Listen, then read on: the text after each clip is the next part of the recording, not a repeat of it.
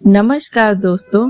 वैसे तो संपूर्ण गीता ज्ञान का सागर है, किंतु मैं आज भगवत गीता की ऐसी 18 ज्ञान की बातें आपसे साझा कर रही हूँ जिसने मेरे जीवन पर बहुत प्रभाव डाला है। यदि आप इन बातों को अपने जीवन पर उतारते हैं तो एक बहुत बड़ा फर्क आपको देखने को मिल सकता है।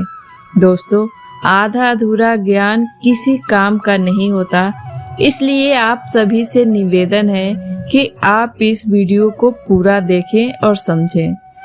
भगवत गीता आपको ज्ञानवर्धक अनुभव प्रदान करता है तथा यह आपके भीतर एक परिवर्तनकारी बदलाव लाता है जो जीवन के उद्देश्य और आंतरिक शांति को प्राप्त करने में मददगार बनता है।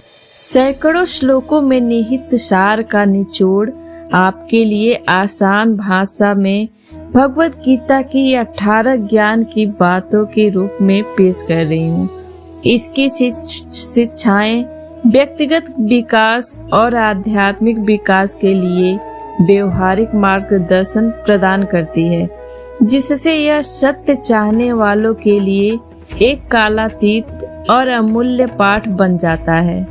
भगवत गीता एक पवित्र हिंदू ग्रंथ है। भगवान कृष्ण और अर्जुन के बीच एक गहन और कालातीत दार्शनिक चर्चा है।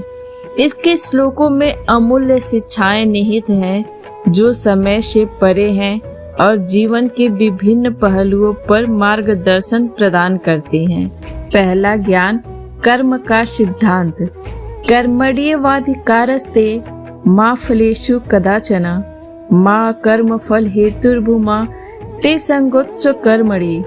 इस श्लोक में भगवान श्री कृष्ण कहते हैं कि तुम्हें कर्म करने का अधिकार है, लेकिन उसके द्वारा किए गए कर्म के फल को उसे फलने का अधिकार नहीं है। अर्थात आपको कर्म में लगना चाहिए, लेकिन उसके फलों की चिंता में नहीं रहना चाहिए।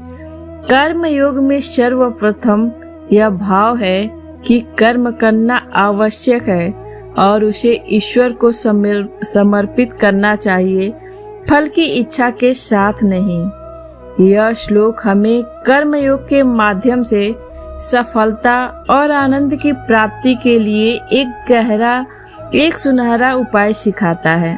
एक बार की बात है, एक निकम्मे आदमी की पत्नी ने उसे घर से निकालते हुए कहा, आज कुछ न कुछ कमाकर ही लौटना, नहीं तो घर में नहीं घुसने दूंगी। आदमी दिन भर इधर उधर भटकता रहा, लेकिन उसे कुछ काम नहीं मिला। निराश मन से वह जा ही रहा था कि उसकी नजर एक मरे हुए सांप पर पड़ी। उसने एक लाठी पर सांप को लटकाया और घर की ओर जाते हुए सोचने लगा, इसे देखकर पत्नी डर जाएगी और आगे से काम पर जाने के लिए नहीं कहेगी। घर जाकर उसने सांप को पत्नी को दिखाते हुए कहा, ये कमाकर लाया हूँ। पत्नी ने लाठी को पकड़ा और सांप को घर की छत पर फेंक दिया। वह सोचने लगी कि मेरे पति की पहली कमाई, जो कि एक मरे हुए सांप के रूप में मिली है, ईश्वर जरूर इसका फल हमें देंगे, क्योंकि मैंने सुना है कि कर्म का महत्व होता है, वह कभी व्यर्थ नहीं जाता है। तभी एक बाज उधर से उड़ते हुए निकला, जिसने चोंच में एक कीमती हार दबा रखा था। बाज की नजर छत पर पड़े हुए सांप पर पड़ी। उसने हार को वहीं छोड़ा और सांप को लेकर उड़ गया। पत्नी ने हार को पति को दिखाते हुए सारी बात बताई। पति अब कर्म के महत्व को समझ चुका था। उसने हार को बेचकर अपना व्यवसाय शुरू किया। कल का एक गरीब इंसान आज एक सफल व्यवसायी बनकर इज्जत की जिंदगी जी रहा है। चलने वाला मंजिल पाता, बैठा पीछे रहता है।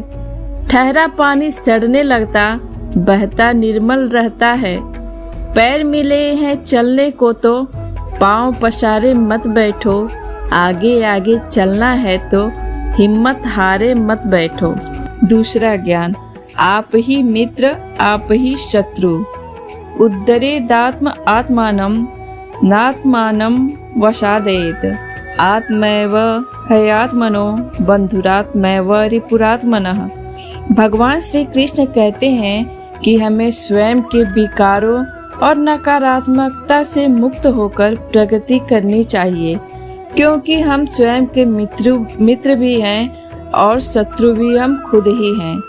इस श्लोक में एक गहरा संदेश है कि हम खुद ही अपने सबसे बड़े मित्र और सबसे बड़े शत्रु भी हो सकते हैं। जब हम अपनी आत्मा को नहीं समझते और उससे अलग हो जाते हैं तो हमारे अंदर के सकारात्मक गुण व्यक्त नहीं हो पाते और हमें खुद ही अपना दुश्मन बनना पड़ता है।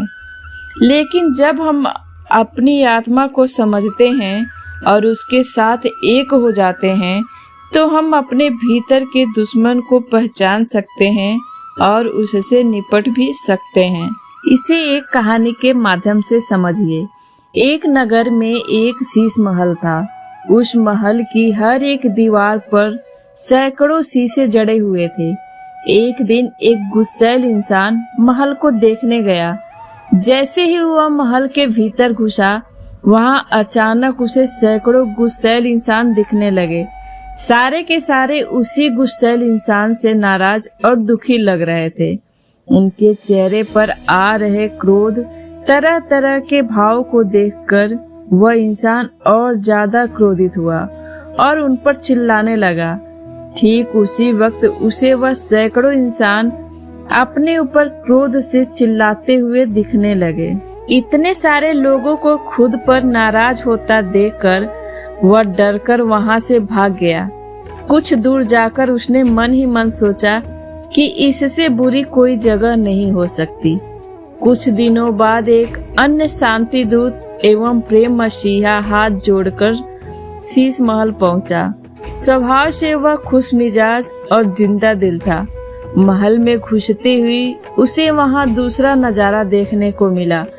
उसे सैकड़ों इंसान हाथ जोड़ स्वागत करते दिखे। उसका आत्मविश्वास बढ़ा और उसने खुश होकर सामने देखा तो उसे सैकड़ों इंसान खुशी एवं आनंद मनाते हुए नजर आए। यह सब देखकर उसकी खुशी का ठिकाना ही नहीं रहा। जब वह महल से बाहर आया तो उसने महल को दुनिया का सर्वश्रेष्ठ स्थान और वहां के अनुभव को अपने जीवन का सबसे बढ़िया अनुभव माना। हमारे अंदर और बाहर का संसार भी ऐसा ही शीश महल है, जिसमें व्यक्ति अपनी सोच एवं विचारों के अनुरूप ही प्रतिक्रिया पाता है। जो लोग इस संसार को आनंद का लोक मानते हैं, वे यहाँ से हर प्रकार के सुख और आनंद के अनुभव लेकर जाते हैं, और जो लोग इसे दुखों का कारागार समझते हैं, उनकी झोली में दुख और कटुता के सिवाय कुछ नहीं बचता। इसलिए हम स्वयं ही अपने मित्र हैं और स्वयं ही अपने शत्रु हैं। तीसरा ज्ञान, किसी वस्तु के आकर्षण से बचें। संन्यासः कर्म योगश्च निःश्रेयसक राभुवो तयोस्तु कर्म संन्यासात् कर्म योगो विशिष्यते। भगवत गीता के अध्याय 5 श्लोक 2 में भगवान कृष्ण वैराग्य के बारे में ज्ञान प्रदान करते हैं।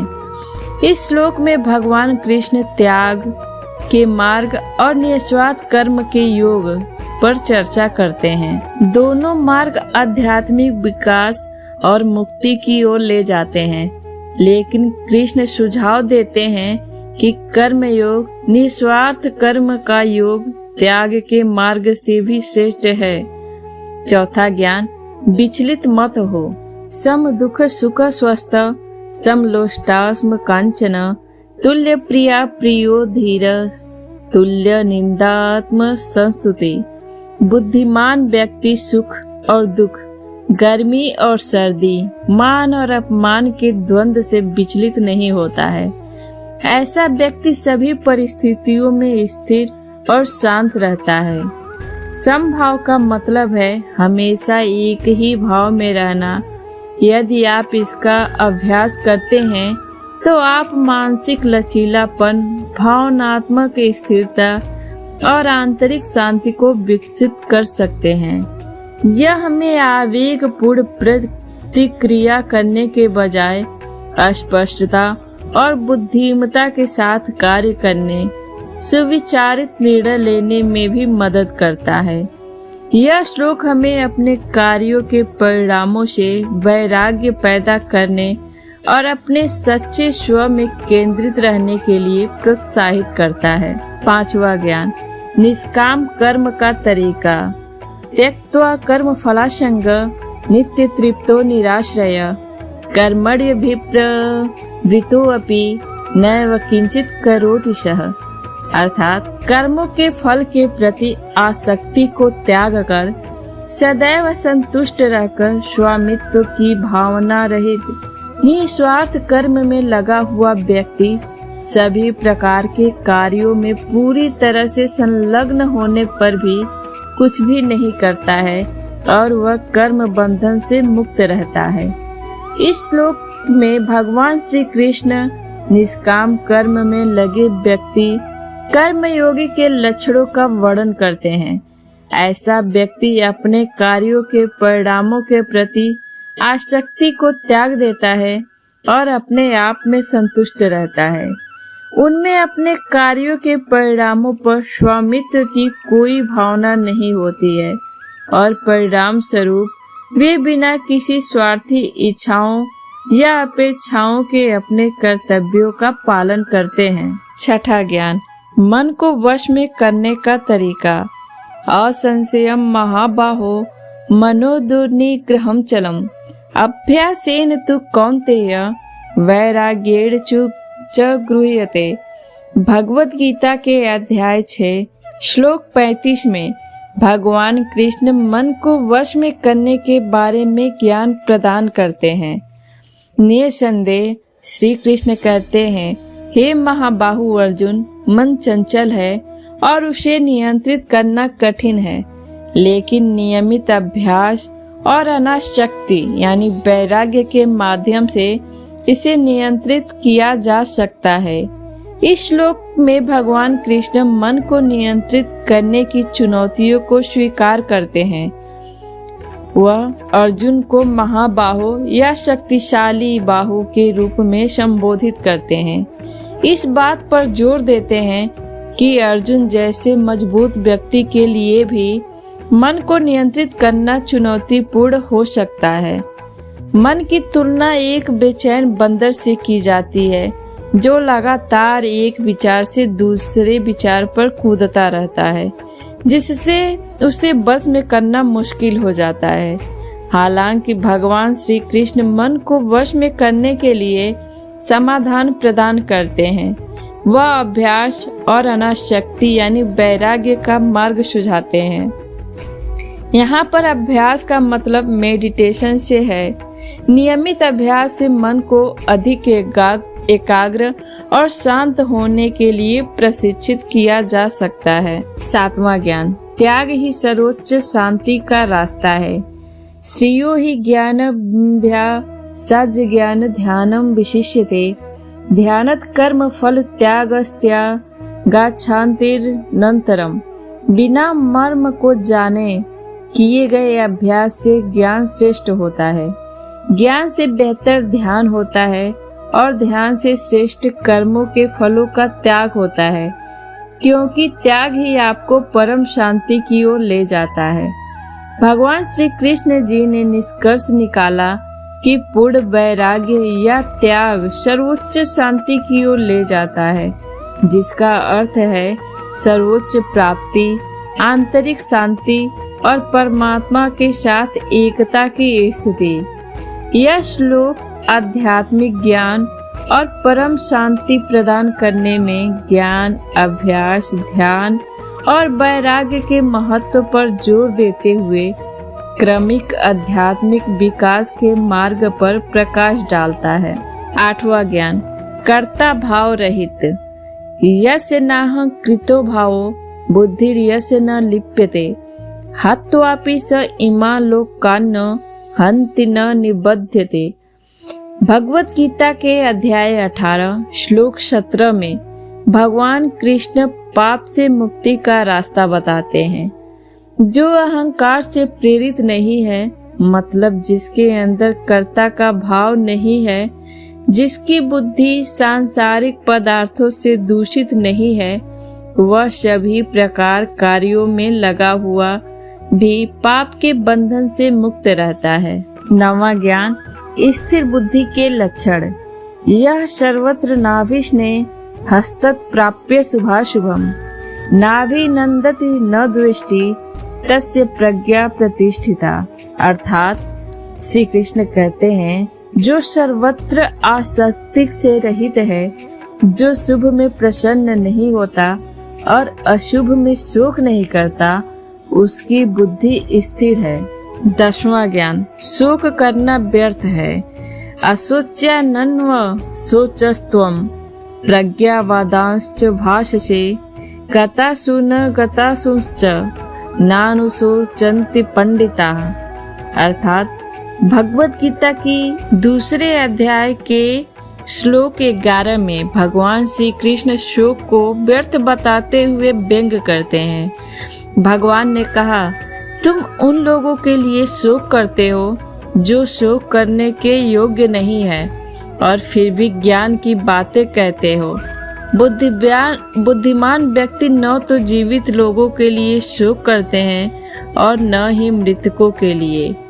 कृष्ण यह इंगित करके प्रारंभ करते हैं कि अर्जुन का दुख गलत है। वह उन लोगों के लिए दुख मना रहा है जो उसके दुख के पात्र नहीं है। भगवत गीता के इस श्लोक का दूसरा भाग इस विचार पर जोर देता है कि बुद्धिमान पंडित जिन्होंने आध्यात्मिक अंतर्दृष्टि और समझ प्राप्त कर ली है, जीवित या मृत के लिए शोक नहीं करते हैं। 11वां ज्ञान, निमित्त मात्र बनो। तस्मात् त्वमुत्तिष्ठ यशो लभस्व जित्वा शत्रुन् भुङ्क्ष्व राज्यं समृद्धम्। मयैवैते निहता पूर्वमेव निमित्त मात्रं भव सभ्य साचिना। अतएव तू उठ और यश को प्राप्त हो, अपने शत्रुओं पर विजय प्राप्त कर और एक समृद्ध राज्य का आनंद ले। मेरी माया से वे पहले ही पराजित हो चुके हैं।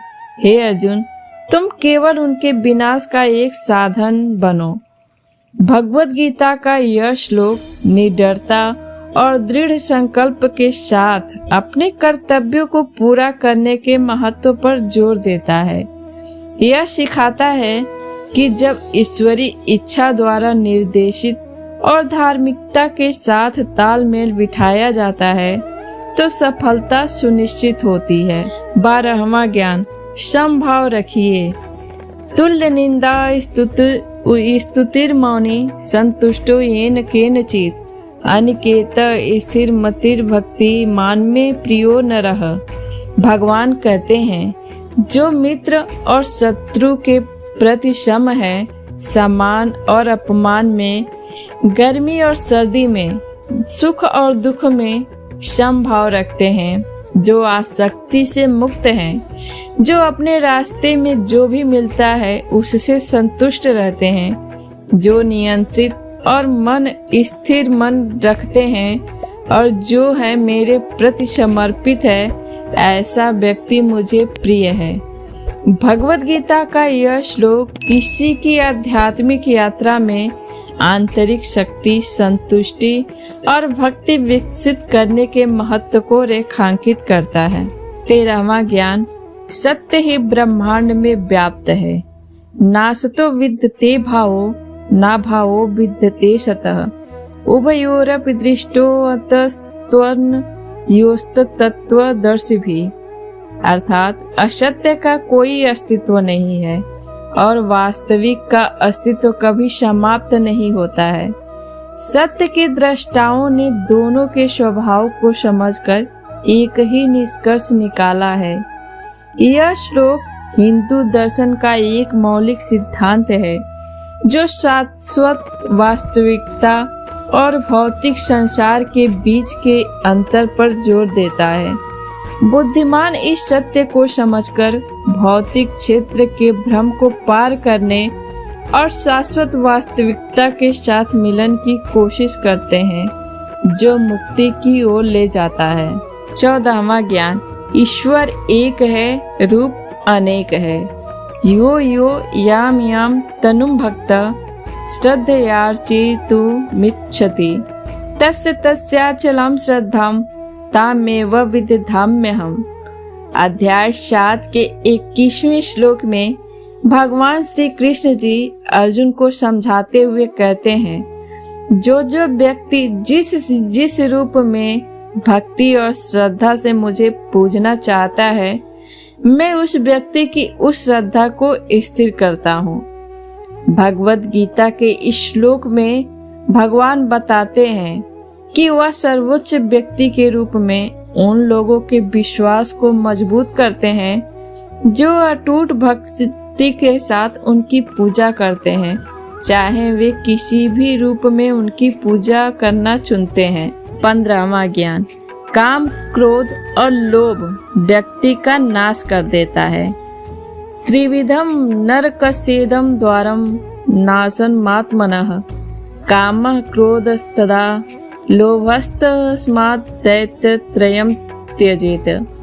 भगवत गीता के अध्याय 16 के 21वें श्लोक में भगवान श्री कृष्ण जी अर्जुन से कहते हैं, 3 द्वार आत्म विनाशकारी नरक की ओर ले जाते हैं, काम, क्रोध और लालच। इसलिए व्यक्ति को इन तीनों को त्याग देना चाहिए। अधिक जानिए अपने मानसिक डर को कैसे दूर करें। यह श्लोक उन नकारात्मक लक्षणों और व्यवहारों पर प्रकाश डालता है जो आध्यात्मिक विकास के लिए हानिकारक है और दुख और पीड़ा का कारण बनते हैं। 16वां ज्ञान, अपने कर्म में लगे रहो। सहजम कर्म कौन्तेय सदोषमपि न त्यजेत सर्वारंभा ही दोषेण धूमे नाग्नि रिवावृता। भगवत गीता के अध्याय 18 श्लोक 48 में भगवान श्री कृष्ण अर्जुन को अपनी अंतिम शिक्षा देते हैं और पूरे धर्म ग्रंथ में उनके मार्गदर्शन का सार संक्षेप में बताते हुए कहते हैं, हे कौन्तेय अर्जुन, अपने स्वाभाविक कर्तव्यों का पालन बिना आसक्ति से करें, भले ही उनमें दोष हो। सभी कर्म दोषों से ढके होते हैं, जैसे आग धुएं से ढकी होती है। 17वां ज्ञान, अपने मन और बुद्धि को ईश्वर को अर्पण करो। संतुष्ट सततम योगी यतात्मा दृढ़ निश्चय मयर्पित मनोर्बुद्धिर्यो मद्भक्त सब में प्रिय। अर्थात जो योगी संतुष्ट, संयमी, दृढ़ विश्वास वाला, आत्मसमर्पित है और जिसका मन और बुद्धि मेरे यानी भगवान को समर्पित है, ऐसा भक्त मुझे बहुत प्रिय है। यह श्लोक ध्यान और भक्ति के अभ्यास में संतोष, समर्पण और दृढ़ता के महत्व पर जोर देता है।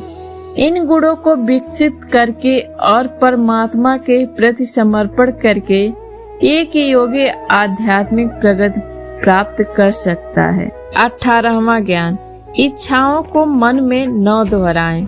स्नेह स्नेह रूपर मेद बुद्धिया धृति गृहीतया आत्मसंस्थम मन कृत्वा न किंचिदपि चिंतयेत। अर्थात भगवत गीता के अध्याय 6 श्लोक 25 में भगवान श्री कृष्ण अर्जुन को शिक्षा देते हैं कि शांत मन, अभ्यास से संयमित और पूरी तरह से भगवान में लीन होने पर व्यक्ति को न तो किसी भी इंद्रिय विषयों के बारे में सोचना चाहिए और न ही किसी भौतिक इच्छाओं को मन में लगाना चाहिए। दोस्तों, अगर हम भगवत गीता की इन 18 ज्ञान की बातों को संक्षेप में समझें तो इसे हम 5 भाग में विभाजित कर सकते हैं।